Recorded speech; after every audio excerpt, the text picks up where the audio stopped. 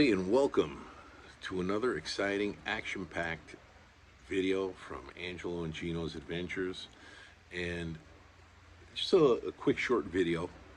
The family and I, me, Gino, my daughter Gianna, and my wife Dawn went out to the Jersey Shore this weekend in Point Pleasant, and stopped on the way home at a place I've always wanted to stop at, a little town in New Jersey called Matawan. And for those of you that do not know, Matawan has a place in history with the 1916 Jersey Shore shark attacks, which would later inspire the book Jaws, which was turned into a movie, Jaws, of course.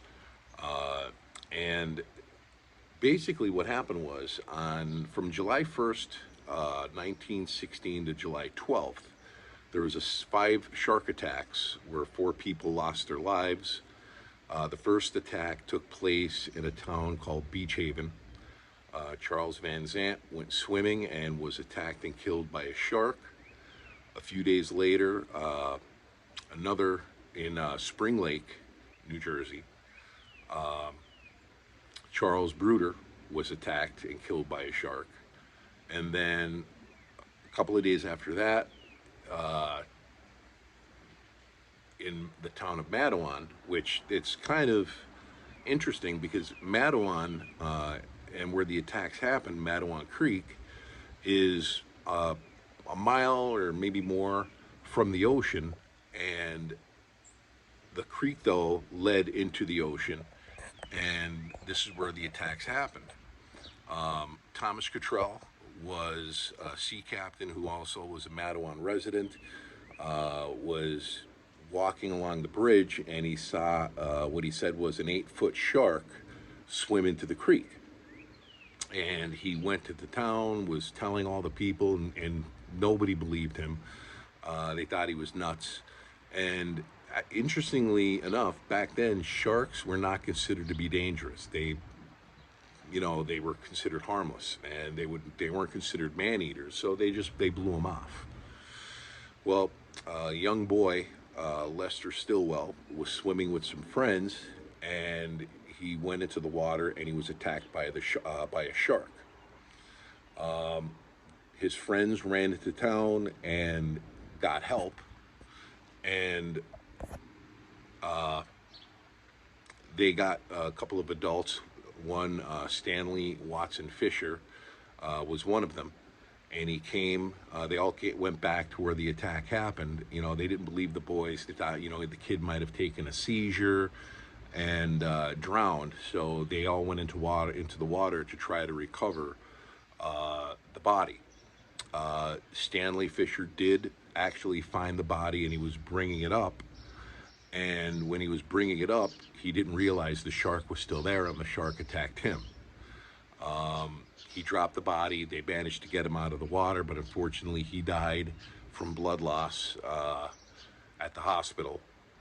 And then a 5th boy was attacked not long after that, who didn't know what was going on, didn't hear about the attack on Stanley Fisher and Lester Stillwell. And he was attacked. Joseph Dunn, he did manage to survive, and he was the only one that survived. But he, did lose his leg. But we stopped at the Matawan Memorial for the 2 victims that passed away, Lester Stillwell and Stanley Fisher. We also stopped at a mural, leading into the part of the creek where the attack on Lester Stillwell happened. Unfortunately, the weather really wasn't cooperating, so we couldn't get to the part where the attack on Lester Stillwell happened. Also it's kind of back there behind the Public Works building. It's not really accessible. You have to go through the woods, and it was raining, and so the weather wasn't really cooperating. So I'd like to get back there one day just to see that. Show you guys that, but I did get some video, and here it is. And here we are today. We're at Matawan, New Jersey, site of the one of the sites of the shark attacks in Jersey from 1916, and we're actually at the memorial right now for the Matawan Creek victims. Here's the memorial.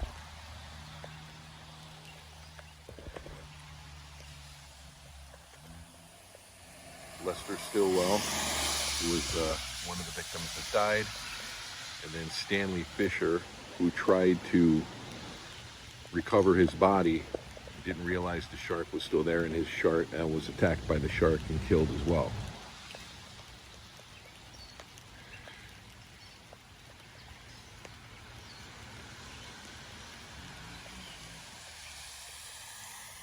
Lester Stillwell was swimming with some friends when he was attacked by the shark.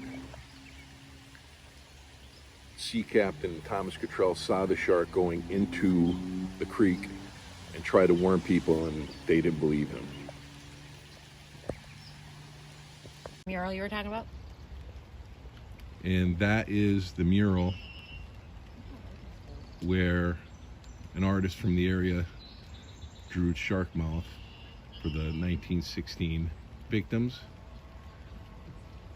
And I believe this is the bridge that Thomas Cottrell was on, where he saw the shark going into the creek. He was crossing the bridge and he saw the shark coming in. Now, lack of rain really took a lot of the water away.